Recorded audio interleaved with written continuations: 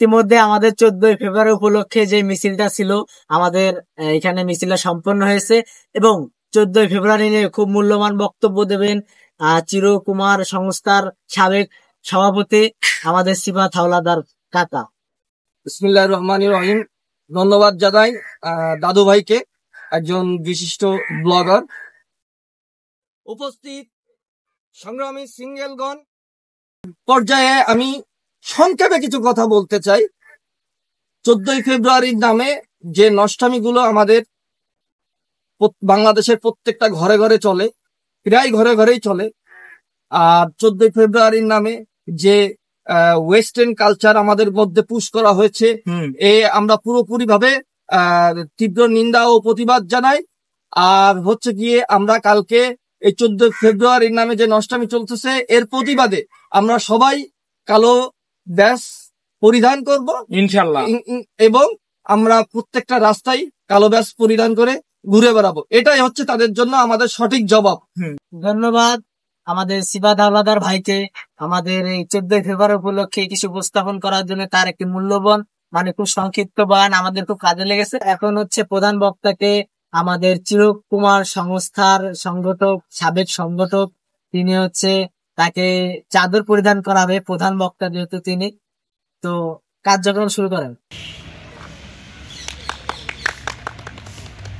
কিন্তু এই পর্যায়ে বক্তব্য নিয়ে আসবেন চিরকুমার সংস্থা সংগঠনের প্রধান সংগঠক আমাদের হৃদয় হাসান ভাই। আপনারা সবাই মনোযোগ দিয়ে শুনবেন তার কথা। আসসালামু আলাইকুম। ধন্যবাদ, অসংখ্য অসংখ্য ধন্যবাদ আমার সিফাত হাওলাদার ভাইকে। তার এই পাশাপাশি সঞ্চালনের দায়িত্বে ছিলেন আমার দাদুভাইকে অসংখ্য অসংখ্য ধন্যবাদ। আসলে চিরকুমার সংস্থার সভাপতি ছিলেন আমার সিফাত হাওলাদার ভাই, প্রিয় ভাই এবং আমার খুবই কাছের ভাই, সাদা মনের মানুষ সিফাত হাওলাদার ভাইকে আবারও অসংখ্য অসংখ্য ধন্যবাদ। উনি আমাকে চিরকুমার সংস্থার সভাপতি বর্তমানে বানিয়েছেন। তো আসলে আমি বেশি কথা বাড়াবো না, চটকারে আমি 2-3টা মূল্যবান কথা বলবো, কারণ এখানে আমার বড় ভাই সিফাত হাওলাদার ভাই অনেক কথা বলছে। তো সবাইকে আবারও অসংখ্য অসংখ্য ধন্যবাদ আপনার ধৈর্য সহকারে সিফাত হাওলাদার ভাইয়ের কথাগুলো শোনার জন্য।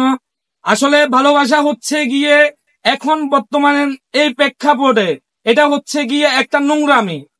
প্রকৃতভাবে যারা ভালোবাসে তারা আসলে আপনারা দেখবেন একটা বিষয় সবসময় মাথায় রাখবেন, যে আসলে যারা প্রকৃতভাবে ভালোবাসে তারা তাকে পায় না। কারণ আমি আপনাদের স্যাম্পল একটা উদাহরণ দিচ্ছি। আসলে আপনারা খেয়াল করবেন, যদি সত্যিকারে যদি ভালোবাসার মানুষকে যদি ভালোবেসে যদি পেত, হাজারো মানুষ পাগল হইতো না, হাজারো মানুষ পাবনায় যেত না। আপনারা ঢাকা গুলশান বনানীতে দেখেন, হাজার হাজার মানুষ পাগল, এখন স্মৃতিশক্তি হারাই ফেলছে। একমাত্র সেটার কারণ হচ্ছে গিয়ে বর্তমান বাংলাদেশে এখন যে ভালোবাসা চলতেছে, ব্যর্থতা। আপনারা দেখবেন আগামী কালকে 14ই ফেব্রুয়ারি যে একটা নোংরা দিবস আসতেছে, আমরা আসলে সকলে ভ্যালেন্টাইন্স ডে পালন করার জন্য উৎসর্গ।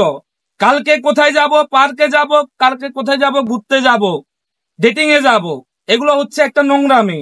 আসলে যারা প্রকৃতভাবে ভালোবাসেন, আপনারা কালকে একটা ফুল দোকান থেকে গিয়ে একটা ফুল কিনে নিয়ে আপনার আব্বুকে দেন, আম্মুকে দেন, এটাই হচ্ছে প্রকৃত ভালোবাসা। আপনারা ভালোবাসা করতে হোটেলে যাচ্ছেন, আপনারা ভালোবাসা করতে পার্কে যাচ্ছেন, এটাকে ভালোবাসা বলে না, এটাকে আমরা কোনোভাবে এলাও করি না। তো সবাইকে অসংখ্য অসংখ্য ধন্যবাদ। আবারও আমি সংক্ষিপ্ত বক্তব্য এখানে শেষ করলাম। তো কালকে আমাদের 14ই ফেব্রুয়ারি সকালবেলায় 10টার সময় আমাদের একটা র্যালি আছে।